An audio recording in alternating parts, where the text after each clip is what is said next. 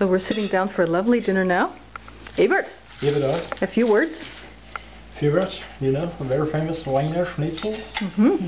Yes, a very good Austrian speciality. Mm-hmm. A little bit of Preiselbeeren. Where? I don't know the name in English. We will look that up in the dictionary in a little bit. Yes, and this is a very good salad with ribs oil. I don't think so the Canadians know what it is. Mm-hmm. Absolutely. Anneliese?